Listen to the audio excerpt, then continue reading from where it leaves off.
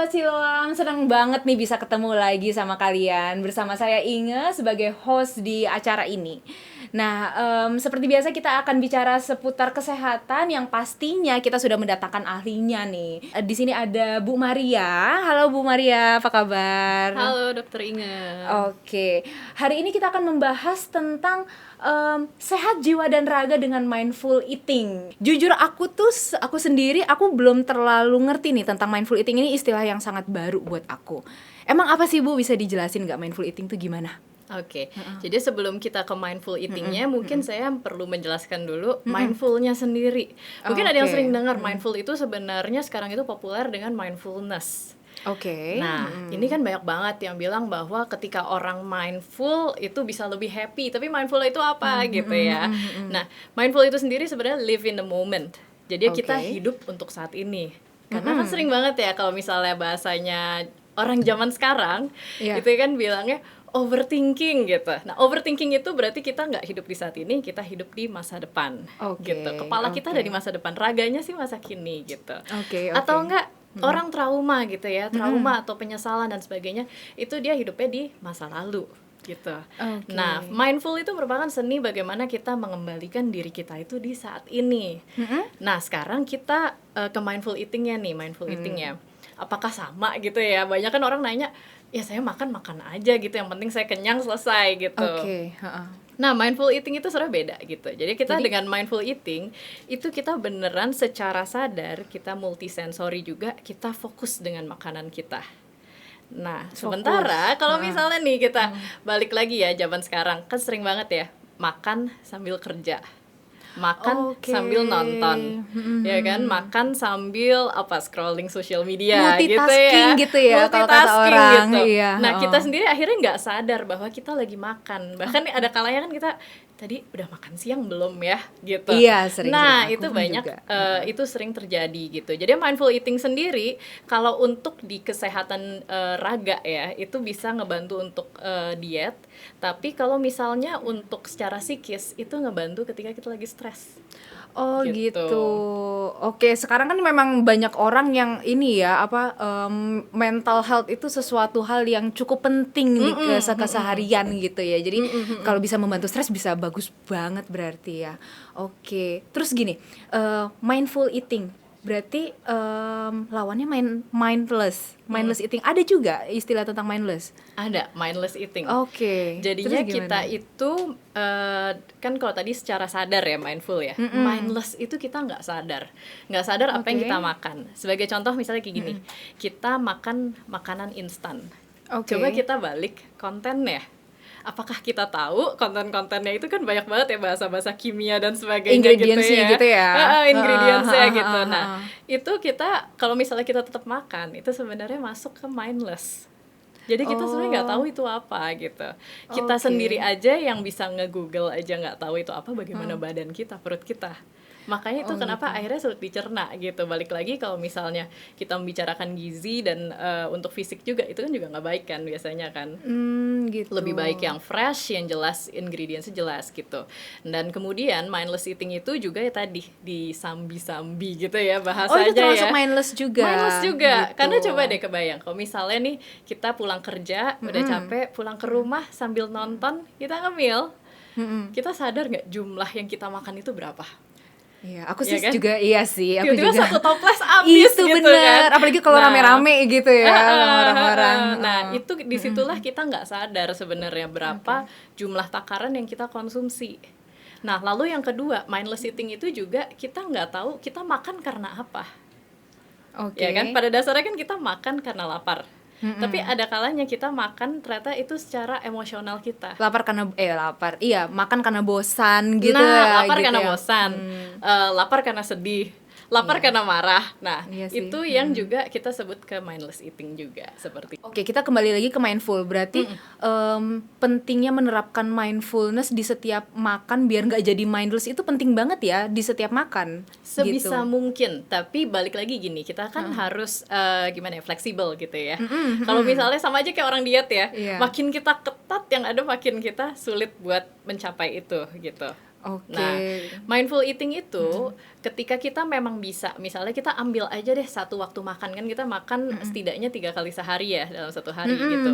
Nah, kita itu luangnya itu di mana, di waktu kapan gitu. Misalnya apakah pas sarapan atau enggak justru pas makan malam atau malah pas makan siang gitu. Nah, karena apa? Mindful eating itu butuh durasi yang lebih lama. Karena kalau misalnya balik lagi kayak waktu kita kecil, makan itu harus mengunyah 32 kali. Oke, iya, Nah, iya. tapi nggak seperti itu. Jadi mindful eating itu kita beneran menikmati secara multisensori. Jadi ya kan kita mencium bau makanannya, kita juga apa ya, melihat makanannya dengan jelas, nggak langsung kita main makan aja. Kita beneran merasakan gitu. Karena ada kalanya kita masuk aja kan, nggak tahu rasanya kayak apa gitu. Nah di situ sih. Oh, berarti ya kembali lagi ke term awal mindful ya, live in the moment. Jadi kayak nggak cuma makan bikin kenyang, tapi juga menikmati setiap aromanya, rasanya gitu ya. Oke. Terus snacking itu ngemil ya. Ngemil itu menurut Bu Maria termasuk mindful eating kah atau mindless juga gitu? Karena kan beberapa ada yang menyarankan biar kita nggak cepat lapar nih, biar kita nggak makan besar itu langsung banyak porsinya, mindless tadi, diselipkan snack di tengah-tengah, misalnya brunch atau di jam-jam rawan lah, jam-jam tanggung. Itu menurut Bu Maria gimana? Justru malahan kalau misalnya mindful ya, kita kan tahu ya, kita misalnya udah mulai agak lemes nih atau mulai kurang tenaga gitu. Snacking itu malah perlu gitu. Dan mindful eating itu juga bisa masuk dalam snacking, tapi pertanyaannya adalah snacknya apa? Oke. Ya kan? Kalau snacking itu kan sebenarnya yang sehat ya buah gitu kan. Kan? Atau misalnya kayak misalnya raisins dan sebagainya, itu kan nggak apa-apa gitu sebenarnya. Tapi kita beneran menakar porsinya gitu. Kita tahu nih porsinya seberapa yang kita makan, nggak mindlessly kita langsung makan tiba-tiba banyak gitu porsinya, bahkan lebih banyak dari makan besarnya sendiri gitu. Ada kalanya seperti itu kan. Iya sih. Jadi berarti snacking ini bisa diulang beberapa kali dalam sehari? Nah sebenarnya sih tergantung kebutuhan ya. Kita kan juga kalau misalnya kita mengacu pada mindfulness, kita kan kenal diri kita. Misalnya hari ini kita memang butuh asupan yang lebih nih karena aktivitas kita banyak gitu.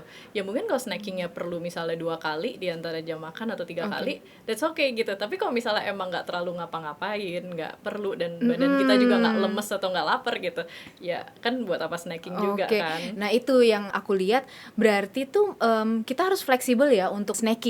Untuk snacking itu kita harus fleksibel, maksudnya tidak harus diterapkan setiap hari berarti ya. Iya betul Dok. Jadi memang kalau untuk snacking sendiri ya kita juga tergantung kebutuhan sih gitu ya. Tapi memang kalau misalnya nih, ini justru malah fun fact ya. Ketika kita nggak ngapa-ngapain, kita justru malah makin mudah terjerumus ke mindless eating gitu. Iya, karena kan ya itu tadi kan makan karena bosan.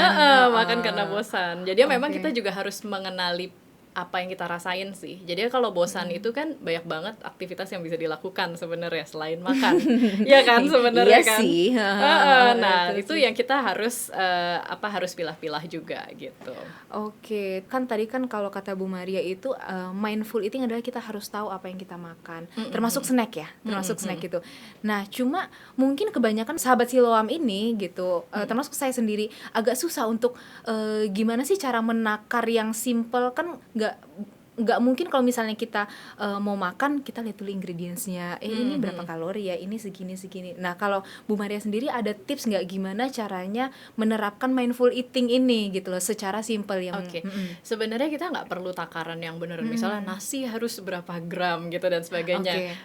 Nggak perlu seperti itu, tapi kita bisa kenali diri kita itu cukup fulfilled ya, badan kita itu udah bisa beraktivitas lagi secara segar gitu. Itu seberapa sih kira-kira gitu? Berapa sendok nasi sih misalnya kalau beli di restoran gitu ya. Mungkin dalam satu nasi gini mungkin setengahnya gitu. Setengahnya lagi mungkin bisa dimakan nanti gitu dan sebagainya.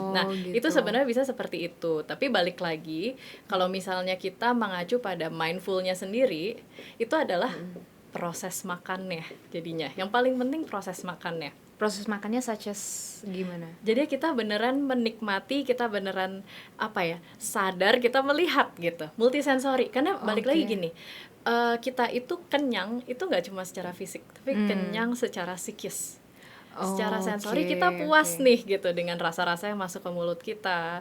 Dari mungkin bunyi yang kita dengar pas kita ngunyah Oke, makanannya. oke. Dari misalnya kita merasakan tekstur. Nah, itu secara multisensori harus terpenuhi. Kalau misalnya nggak terpenuhi, kadang kita akhirnya mencari lagi dan Iya, akhirnya nggak tertakar gitu. mengurangi keinginan untuk nambah makanan gitu ya. Oke. Dan memang kalau kita makan dengan perlahan, itu biasanya kita akan lebih mudah kenyang. Oh gitu. Terus gini, mindful mindful eating ini ya, mindful eating attitude ini, behavior ini, dampaknya untuk kesehatan tuh gimana ya? Tadi kan di awal ibu bilang ini akan bagus untuk stres, bagus untuk diet. Nah, bisa dijelasin lagi nggak gimananya nih? Oke, jadi kalau untuk kesehatannya sendiri, yang pertama kesehatan raga ya. Iya, Jadi ya, kalau mindful eating, orang itu kan sebenarnya mindful eating itu pertamanya itu lebih ke arah mindfulness-nya, bukan untuk diet. Oke, Tapi banyak orang yang menjalankan metode ini, berat badannya turun tanpa gitu. perlu ya ini diet-diet yang ekstrim gitu ya. Karena balik lagi mengunyahnya lebih banyak, karena kan Oke. perlahan. Jadi kalau bisa aku simpulin karena dia puas sama makannya. Puas dengan apa yang dia makan. Oke. Nggak mencari lagi gitu. Oke, secara mental dan pikiran dia udah oke, udah cukup nih satu gitu ya, nggak perlu lagi nyari-nyari nyambi-nyambi makannya makan snack gitu nggak perlu kayak gitu ya maksudnya. Nah, kalau misalnya untuk kesehatan mental sendiri, biasanya gini, kalau kita stres, kita itu kan butuh kayak, kalau misalnya orang tuh ada yang misalnya nge-squish bola, Squish, iya. ada kegiatan berulang yang membuat kita nyaman sebenarnya. Oke. Nah, mengunyah itu sebenarnya juga salah satu kegiatan berulang yang bisa membuat kita nyaman. Makanya gitu. kenapa tadi tujuannya itu untuk stres. Jadi ini bukan stress eating. Kalau stress eating itu kan kita makan dalam porsi banyak, tiba-tiba meningkat gitu ketika kita stres. Nah, tapi kalau misalnya mindful eating itu kita beneran untuk mengembalikan pikiran dan raga kita ke saat ini gitu. Oke, Mengistirahatkan pikiran juga. makanya itu juga yang bikin mindful eating itu adalah ya bener fokus sama makanannya, nggak sambil bikin tugas, laptopan, chatting gitu ya, biar kita fokus ke makanan itu gitu Iya, ya. bener. Oke, ya menarik. Soalnya kan sekarang kan banyak yang, aduh gimana ya caranya biar diet tapi tetap nggak kelaparan kayak gitu. Oh, ternyata tetap bisa makan ya. Sudah bisa, justru malah harus makan. Ya kan? Nah, tetap harus makan tapi ya caranya, metodenya gitu. Oke. Tadi kita udah nanya-nanya seputar mindful eating.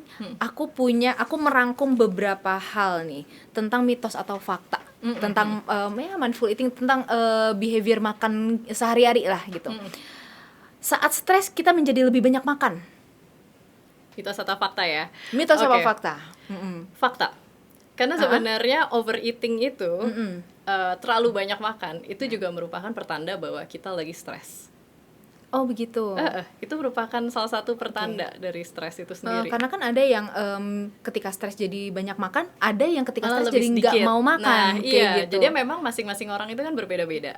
Tapi memang lebih banyak sih yang ke arah overeating itu sendiri. Jadi malah lebih banyak makan ketika stres. Mitos atau fakta, mungkin tadi aku udah sekilas bilang ya. Mitos atau fakta, mengurangi porsi makan atau frekuensi makan bisa bikin kita turun berat badan. Tergantung ya. Kalau frekuensi kalau frekuensi porsi, cuma kan biasanya gini, kalau kita mengubah gaya hidup kita terlalu ekstrim, biasanya kan untuk dia itu bertahan biasanya chance-nya kan agak sulit ya. Kurang sustainable gitu ya. Oke. Nah, jadi memang lebih baik sih memang perlahan gitu. Kalau untuk kita mengubah gaya hidup, jangan tiba-tiba ekstrim. Karena kan banyak kalau misalnya kita sering dengar yo-yo diet kan. Oke, iya yang cepet naik, cepet turun. Cepet naik, cepet turun. Makanya. Oh gitu ya. Jadi lebih baik mengontrol sama ya memperhatikan apa yang masuk ke dalam tubuh gitu. Oke, luar biasa. Udah banyak banget nih info, wawasan, ilmu yang udah kita dapat dari Bu Maria. Terima kasih Bu Maria ya. Iya, sama-sama Dokter Inga. Berarti udah kejawab ya pertanyaan kita yang awal, apa sih mindful eating ini? Bagaimana menjaga jiwa dan raga dengan mindful eating ya Bu? Oke, kalau ada yang belum jelas, sahabat Siloam bisa tanya langsung ke Bu Maria, bisa ngobrol-ngobrol, konsultasi ke Bu Maria di Siloam TBC Matupang, tentunya di lantai 7. Betul ya Bu ya? Ya, betul. Akhir kata saya Dr. Inge pamit, sampai bertemu di podcast selanjutnya. Salam sehat. Dadah.